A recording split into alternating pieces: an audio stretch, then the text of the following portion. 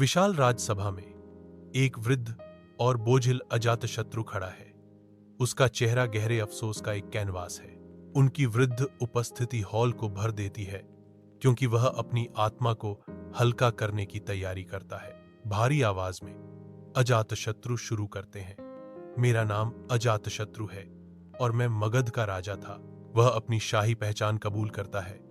उसके ताज का भार उसके थके हुए सिर पर भारी है।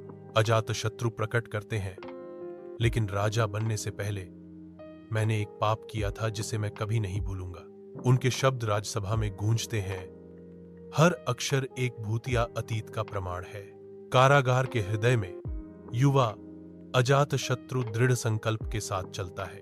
वह बिंबिसार का सामना करता है। उसकी आवाज ठंडी पत्थर की दीवारों में गूंजती है। मुझे राजा बनना होगा पिता, आप मुझे वह मौका कभी नहीं देंगे।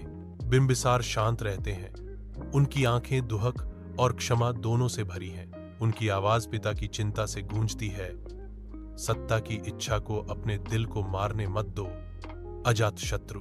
वह गंभीर ज्ञान के साथ चेतावनी देता है, यह केवल विनाश की ओर ले जाएगा। खून से सनी रणभूमि पर अजातशत्रु की निर्दयी सेनाएं कौशल और वैशाली की सेनाओं से एक क्रूर संघर्ष में मिलती हैं। अजातशत्रु रैंकों से गुजरता है। उसकी तलवार घातक सटीकता के साथ उठती और गिरती है। हर झटके के साथ अजातशत्रु दुश्मनों को काटता है। उसकी हर क्रिया अटूट संकल्प से प्रेरित होती है। मैदान में गूंजती हुई अपनी आवाज के साथ अजातशत्रु दहाड़ता है, जय मगध, हम जीतेंगे। मगध की सेना अपने नेता की क्रूरता से प्रेरित होकर नए जोश के साथ आगे बढ़ती है। उनके युद्ध के नारे नरसंहार में गूंजते हैं। अजातशत्रु हिचकिचाते हुए शांत आश्रम में प्रवेश करते हैं। उनकी आंखें डर और संदेह को दर्शाती हैं, क्योंकि वे शांत स्थान के चारों ओर घूमती हैं। बुद्ध शांति से बैठे हैं, आश्रम को शांति से भर रहे हैं, जो अजातशत्रु के आंतरिक अशांति के बिल्कुल विपरीत है। अजातशत्रु का डर बुद्ध की अटूट दृष्टि के नीचे गहराता है। बुद्ध की आवाज करुणा से भरी आश्रम में गूंजती है। हर इंसान गलतियां करता है अजातशत्रु, बुद्ध आगे कहते हैं। उनके शब्द ज्ञान से गूंजते हैं। महत्वपूर्ण बात यह है कि आप उनसे सीखें और बेहतर बने। अजातशत्रु अब स्थिर खड़ा है। बुद्ध के वचनों को आत्मसात करता है। उसकी आंखों में आशा की एक झलक चमकती है। जैसे ही शाम ढलती है, अजातशत्रु गहन ध्यान में डूबे हुए नदी के किनारे सांत्वना खोजते हैं। एक शांत भाव उसके चेहरे पर छा जाता है, क्योंकि वह आत्मनिरीक्षण में उतरता है, शांति को शांतता में पाता है। उसके अतीत के पाप उसके दिल पर भारी पड़ते हैं, जो उस मार्ग की एक गंभीर याद दिलाता है जिस पर वह कभी चला था।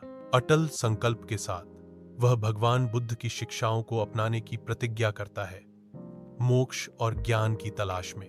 नदी का कोमल प्रवाह उसकी आत्मा की शुद्धि को दर्शाता है, जो उसके पूर्व जीवन के दागों को धो देता है। धुंधली रोशनी में अजातशत्रु स्पष्टता और उद्देश्य पाता है, जो करुणा और ज्ञान से निर्देशित एक नई यात्रा शुरू करने के लिए तैयार है। अजातशत्रु भव्य राजसभा में खड़ा है, जो समय और चिंतन से परिवर्तित हो गया है। वह बोलना शुरू करता है। उसकी आवाज नई विनम्रता और संकल्प के साथ गूंजती है। मैंने कई गलतियां की, लेकिन मैंने उनसे सीखा भी, वह स्वीकार करता है। उसकी आंखें अतीत के कार्यों के भार को दर्शाती हैं। अब मैं एक बेहतर राजा बनूंगा, जो अपनी प्रजा की सेवा करेगा और शांति और न्याय स्थापित करेगा।